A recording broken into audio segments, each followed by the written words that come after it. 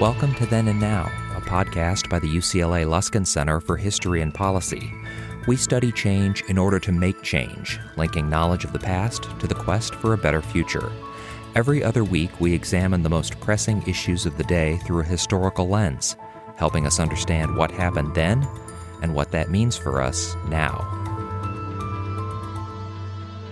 Hello, and welcome to Then and Now. I'm your host, Ben Zdencanovic.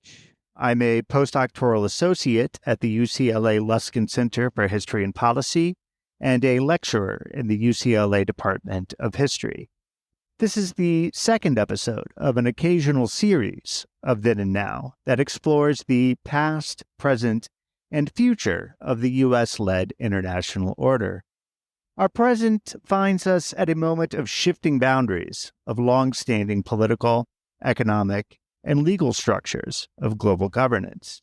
The foundations of U.S.-led global supremacy have been shaken in recent years by the global pandemic, by the Russian invasion of Ukraine, and perhaps above all, by the economic power and increasingly assertive geopolitical stance of China. While some U.S. observers and policymakers have assumed that a new Cold War with China is inevitable, other voices have called for alternative visions of global order that emphasize multilateral cooperation, transnational labor solidarity, and redistributive social justice.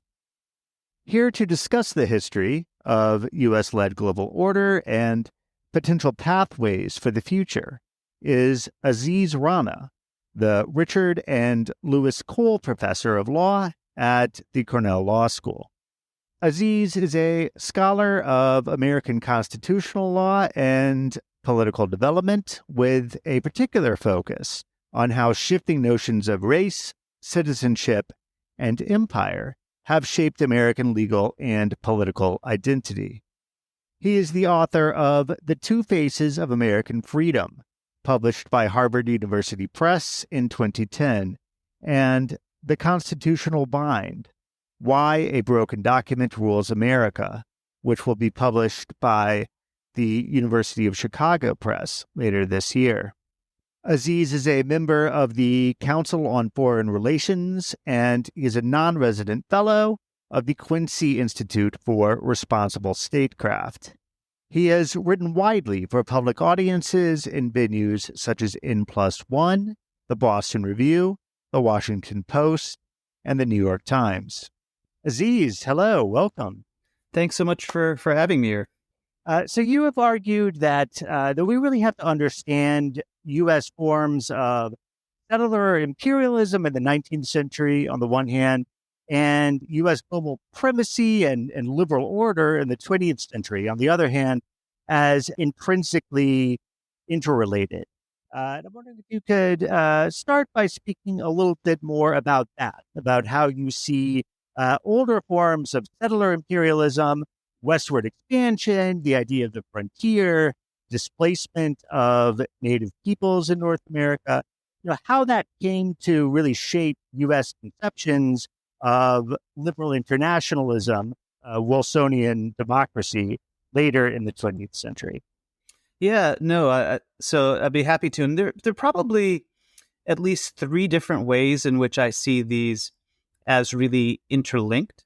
And it might be useful to just take a step back before going through all three and describing what I mean by the U.S. as a settler imperial project throughout large chunks of its political development and history.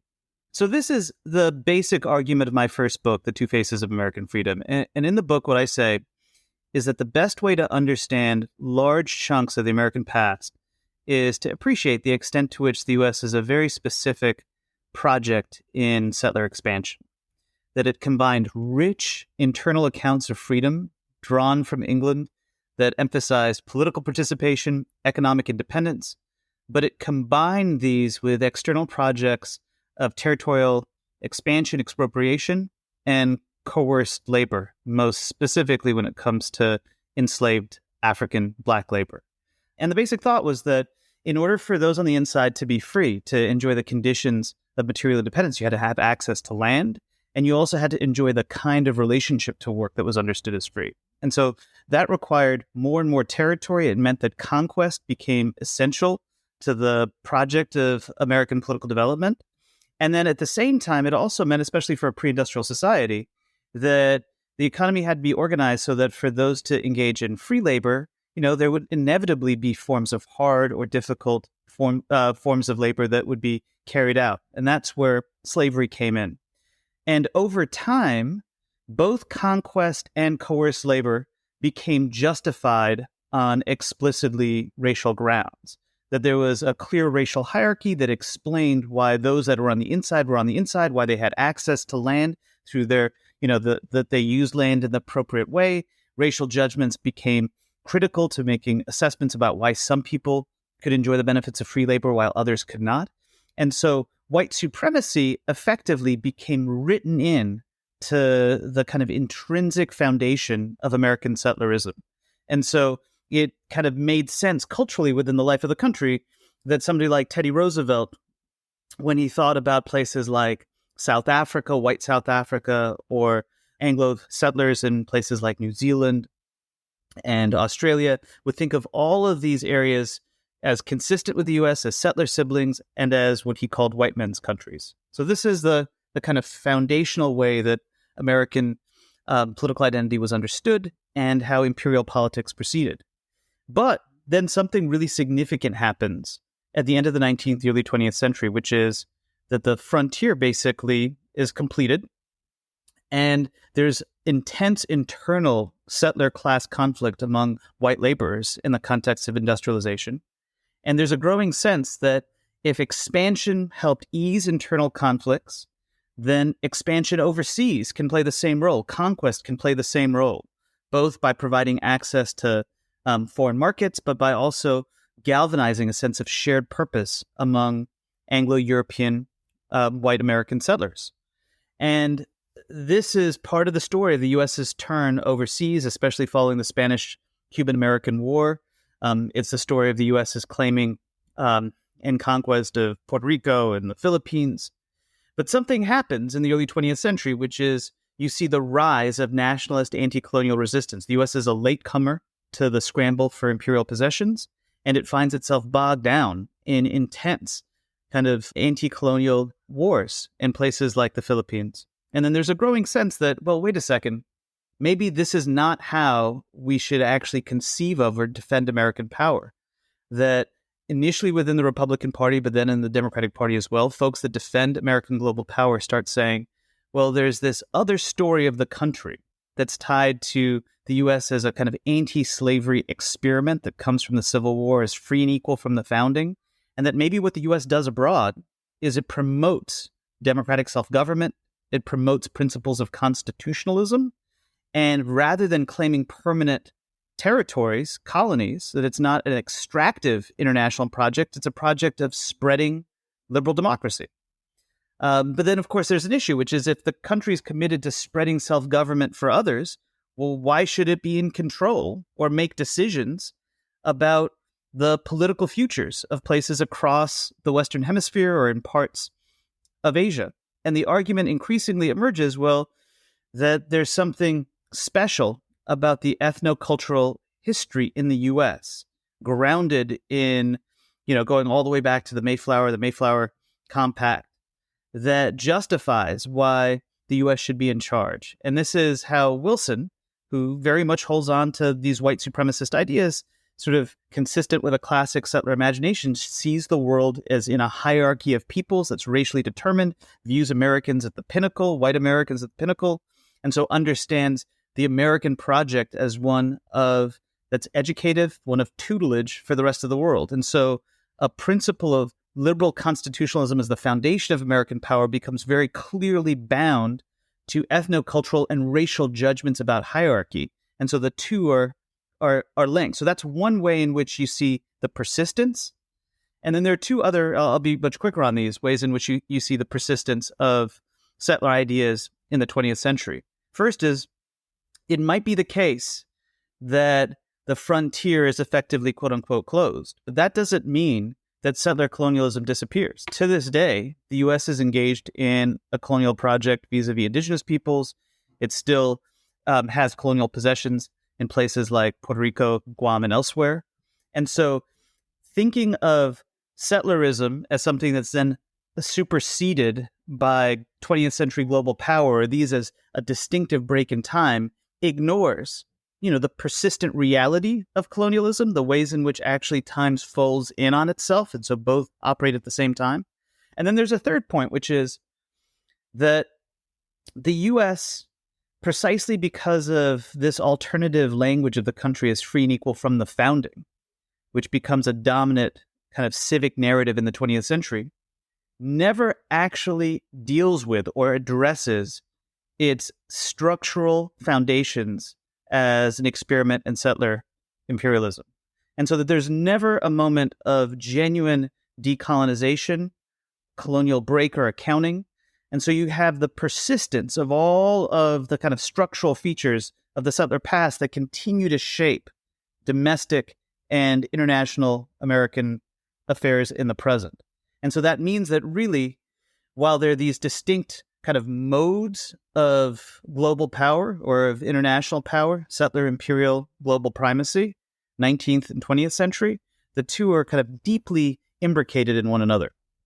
Great. And, often we think of World War II and the sort of birth of the Bretton Woods system, the U.S.-led sort of global political financial order. That is as kind of being a major shift in 20th century U.S. Foreign policy.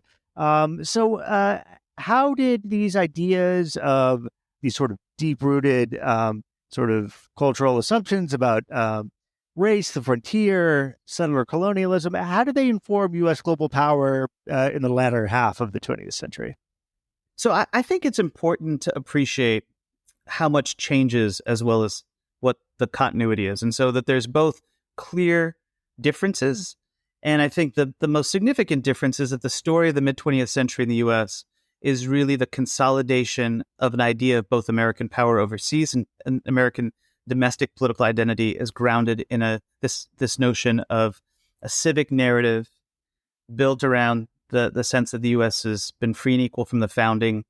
Slavery can be thought of as a kind of archaic practice from the past, racism, a prejudicial holdover, and that the U.S. is fulfilling an egalitarian project. And, that is actually really significant because it shapes American institutions, both institutions that it promotes internationally as well as domestic institutions. It speaks to why the kind of international order that the U.S. promoted in the post-war period emphasized the sovereign equality of all states, went hand in hand with the steady decolonization of the globe, and that is a real break from the era of European empire. So these are all very clear changes. But there's still also that kind of continuity with the basic question at the beginning of the 20th century, which is, well, why should the U.S. enjoy that status of first among equals? Because a foundational element of the post-war international order was nonetheless tied to American exceptionalism, which is the thing that the U.S. gives to the world is a commitment to constitutionalism, multilateral institutions, the rule of law. You see this play out in the international arrangements it sets up. You see it play out in the kinds of policies it promotes within countries. But there's this idea, too, that for the system to work, there has to be some kind of enforcer. And that means that the only way the system is going to work is if there's some actor that can step inside and outside of the rules to ensure that it all plays out the way it's supposed to.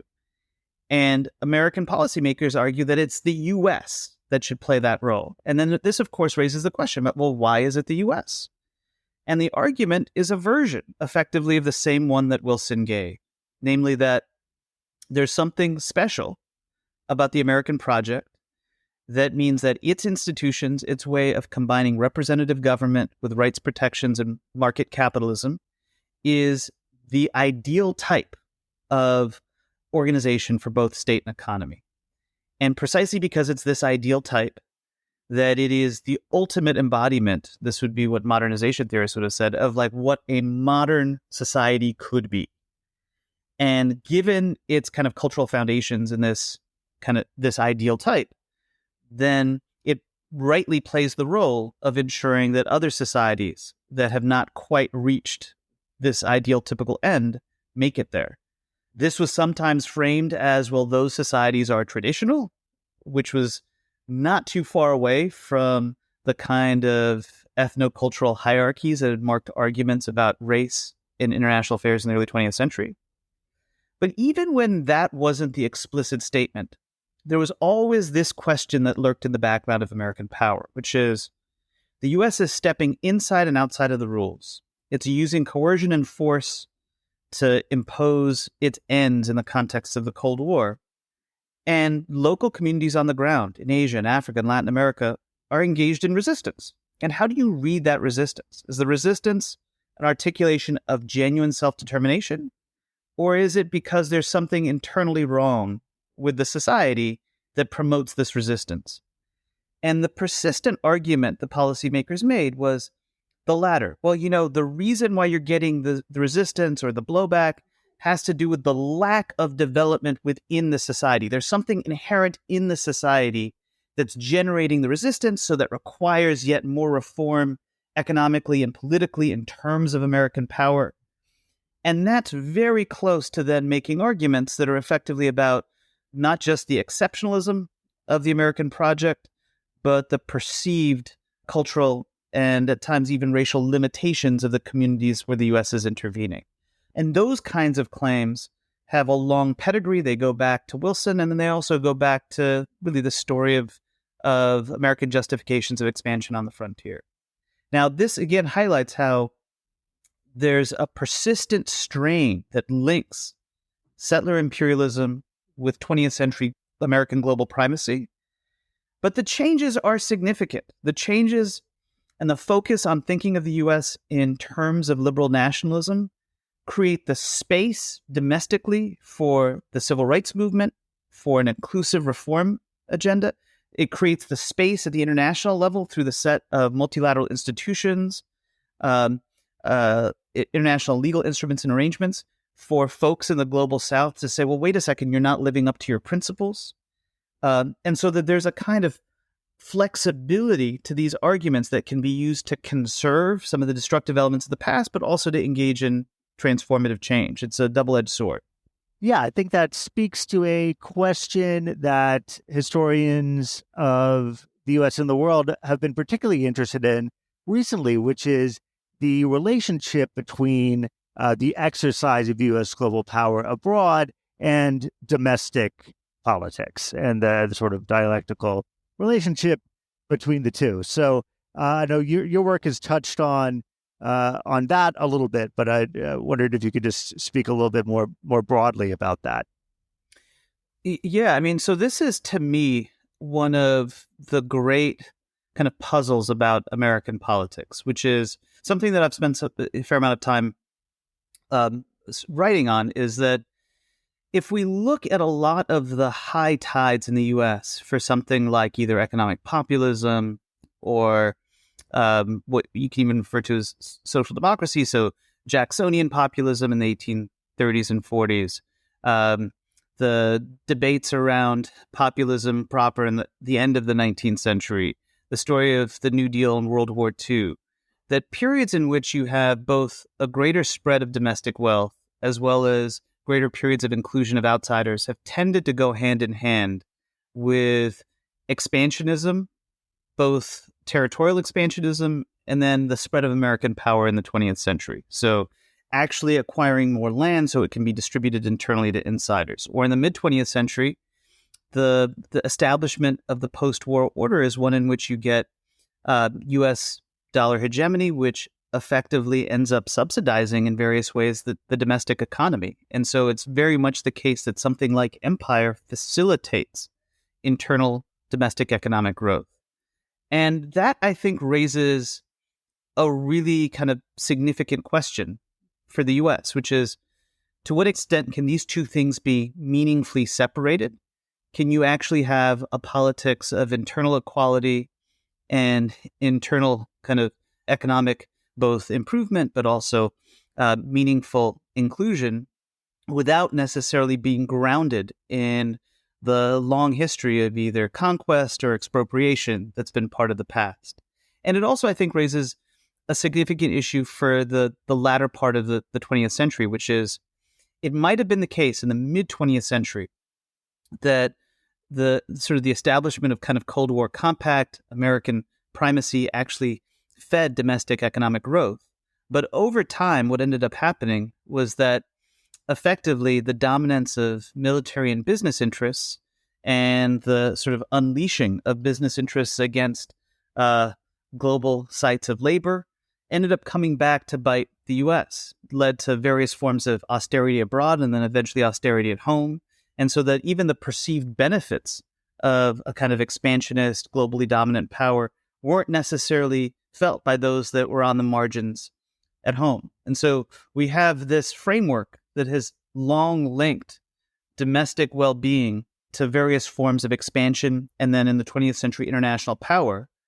But even to the extent that that's been a real historical experience, it's one that, especially over the last half century, no longer, in fact, defines the experience of most people domestically, so that you have a very powerful national security state, you have corporate and business interests that are able to enrich or enlarge themselves, but truly at the expense of both the majority of citizens at home and then increasingly global populations as well. So, of course, throughout much of the latter half of the 20th century, of course, a lot of the context is the global standoff with the Soviet Union, the Cold War. How is this confrontation with the Soviet Union, with global communism, and the idea of an alternative to the liberal capitalist order? How is that shaping both U.S. global power and also domestic politics on the one hand, and also once the Cold War comes to an end, how is that a major shift in some of the overarching themes that you've been discussing? So very quickly on the Cold War's influence. So I just want to highlight two things. So the first is that the period of the Cold War saw, extensive and really brutal forms of rule defection by the U.S. from a system predicated on the rule of law, rights, respect, and constitutionalism. And, we can just see this in all of the various kinds of interventions up to the Vietnam War that the U.S. is directly involved in or complicit in. But at the same time, the example of having an adversary, both a geopolitical adversary, but an actual ideological adversary in a context of decolonization, where you have to win hearts and minds because there's a perceived socialist alternative, meant that there's also a persistent desire to hold firm to rule following as well. So that there's rule defection, but there are clear features of the international system that press the U.S. to abide by a set of constraints. And you can see the same thing in various ways playing out domestically, that the story, I think, of civil rights achievement and really the story of also the kind of social welfare compact that marks the mid-20th century of the U.S. is in large part because of the existential threat that the Soviet Union is seen as posing for many elites, legal, business, political, domestically, and that there's a strong desire to press for reforms to ensure that you don't have the worst case scenario of either the country or the world writ large moving in a Soviet direction.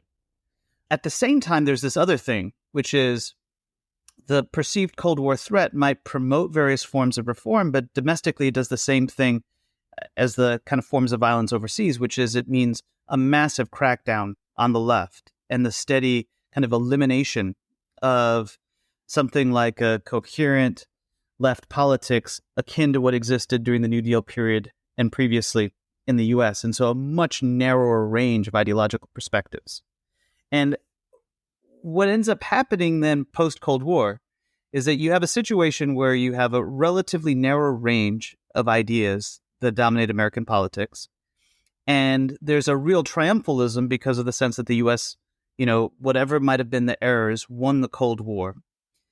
And all of this over a period of about 30 years ends up producing, I think, some destructive effects. So the first thing that really happens when the Cold War ends is that the U.S. in various ways commits to a new era of multilateralism. And you can see this when it comes to security politics through the fact that Bush Sr., for instance, goes to the UN Security Council before he goes to Congress when he wants to get a coalition together to fight the first Gulf War. You can see this in the press for, the WTO and the idea of creating multilateral arrangements to organize sort of a free trade system based on market principles, a kind of new utopia of global capitalism. But pretty quickly, it becomes apparent that these multilateral institutions will not necessarily always abide by whatever U.S. interests are.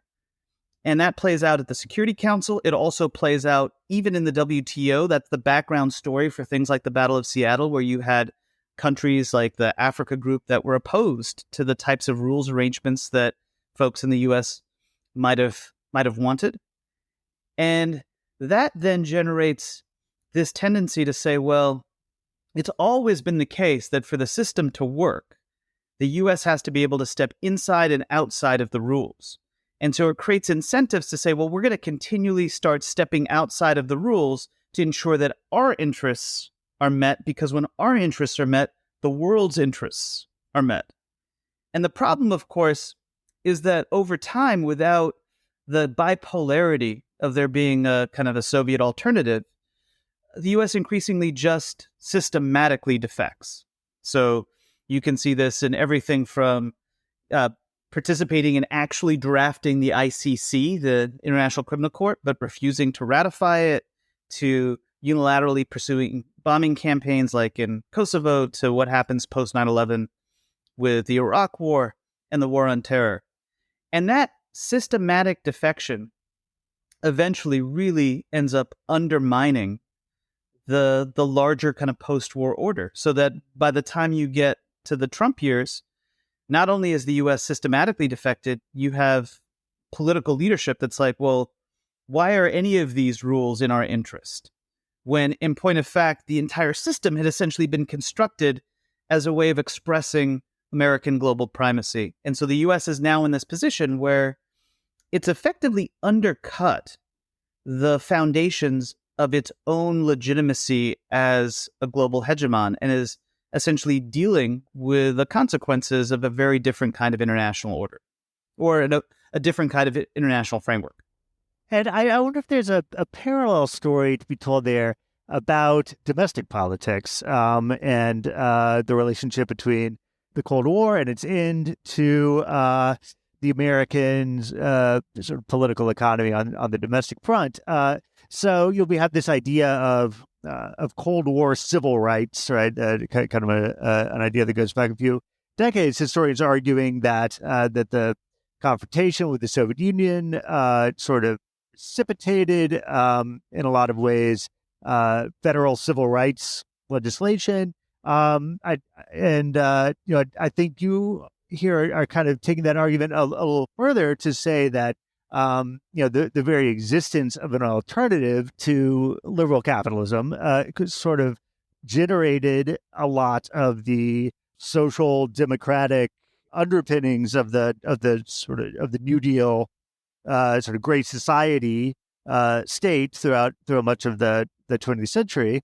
And then, so I wonder if you might also make the argument that the end of the Cold War helped to precipitate a lot of the sort of dismantling, retrenchment of the American welfare state, such as it existed.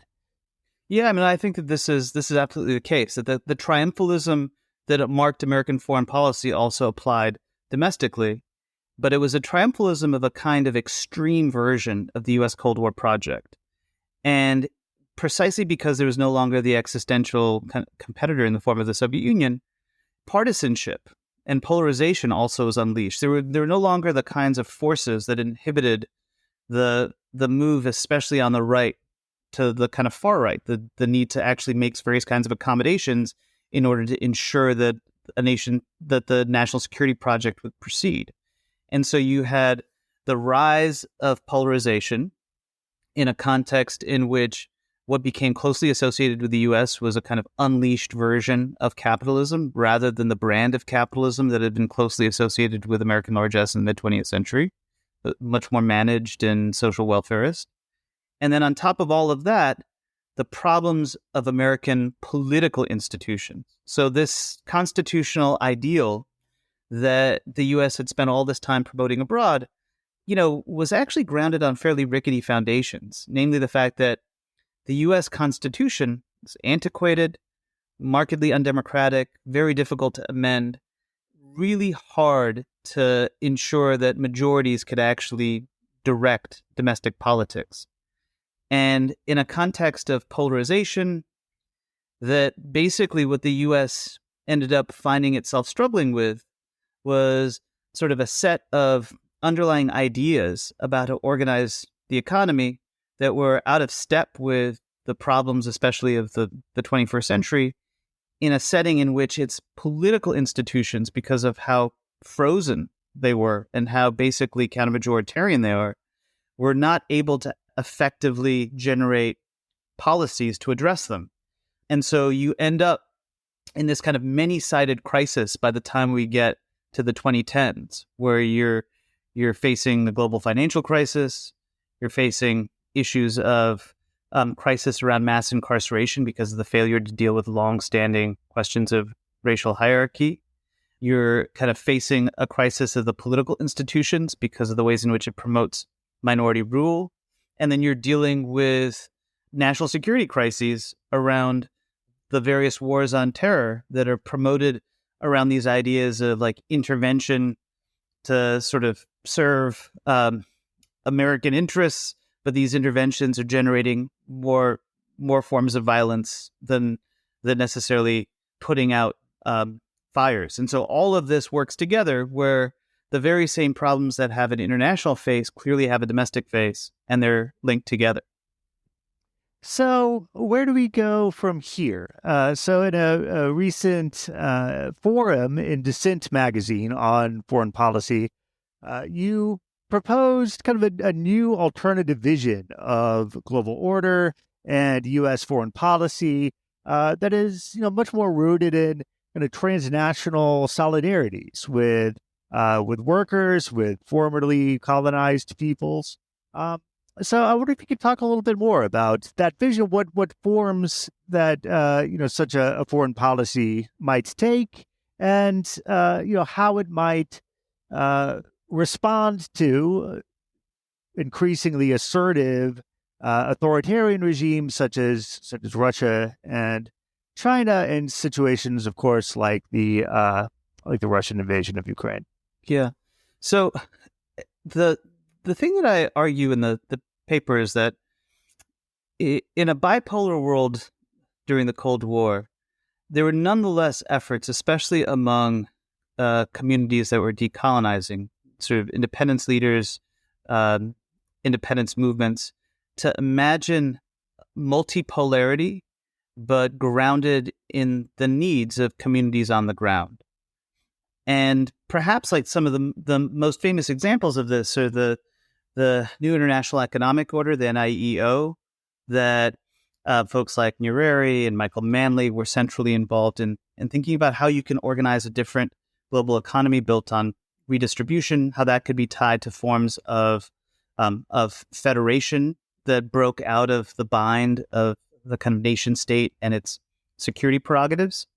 This was an alternative way of conceiving of solidarity, not built on nation-state attachment, locating communities, particularly historically colonized communities, on the ground, and imagining solidarity that takes place across communities with various kinds of international regional institutions as sites for decision-making, so that it's not just a very small number of people in a small number of institutional spaces that get to make decisions about how people live.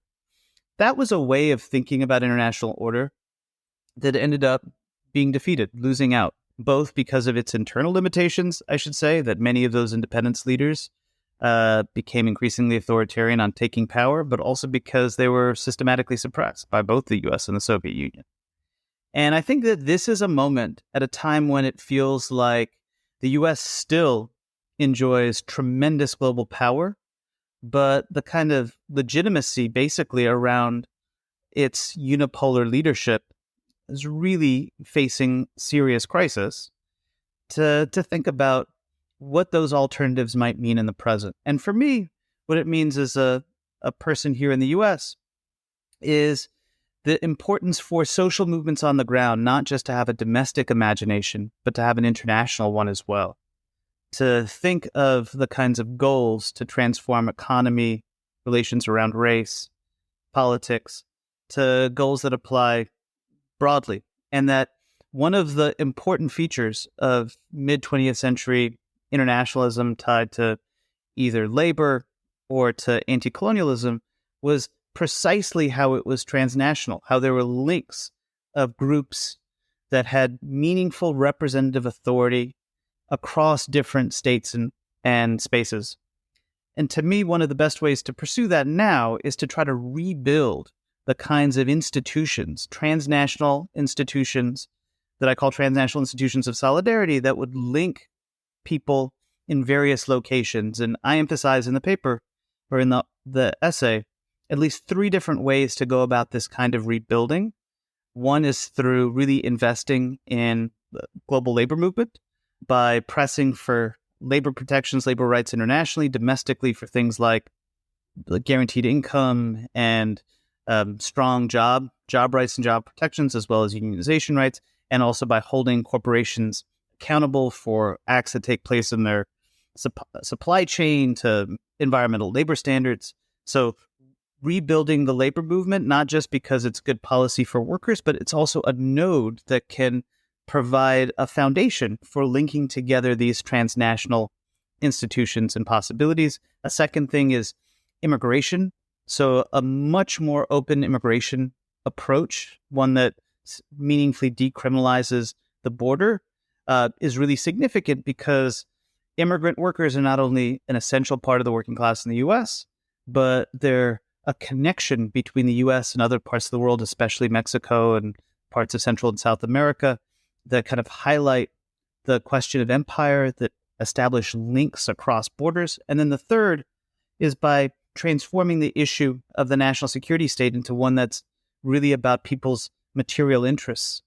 And that means, I think, in particular, emphasizing how the security budget is itself, and grappling with it, is itself necessary for many of the kinds of economic demands that people have domestically. If you want to have access to health, housing, education, jobs, then you need to have access to the funds. And the security state's budget not only facilitates a much more militarized global order, it's money that could effectively be used to address many of the bread and butter demands that people have. And so this is kind of how I'm attempting to sort of think about some of these issues. There are organizations right now that are doing some of this work. I'll just mention the Progressive International, which is doing some of this. And there, a lot of the social movement politics domestically in the U.S. has increasingly had a transnational imagination. But at the same time, one of the things that I also wanted to say in the paper, and this is where I'll end, is that it's important not just to be anti-imperial, but to effectively join a kind of universal commitment to anti-imperialism with a universal commitment to anti-authoritarianism. And by this, I mean that there's a sense sometimes that if American unipolarity has been a problem, especially for the global South, then any version of multipolarity is better. But a politics of multipolarity where it's not just, let's say, the U.S. and American elites that are now stepping inside and outside of rules, but it's a small number of incredibly powerful nation states committed to the same sort of disastrous economic policies and organized through military confrontation and their own security objectives. So it's now the U.S., China, Russia. That's not necessarily an emancipatory version of multipolarism. That's a version of multipolarism that just marginally expands the number of decision makers and gives those folks power to essentially assert control over the global commons. And so it's important not to fall into the trap of imagining that a kind of authoritarian multipolarism is the end result that one should want. Not that that's necessarily what people want, but that to recognize the real pitfalls of just backing any kind of multipolarism and understanding that the vision of dispersing decision-making over the global order has to be one that's grounded in the actual interests of people that have historically been on the margins, and that ensures that they and their meaningful democratic representatives are participants in actual decision-making. Okay, wonderful. Well, Aziz, thank you so much for joining us today and sharing your thoughts. It was my pleasure. Thanks so much for having me.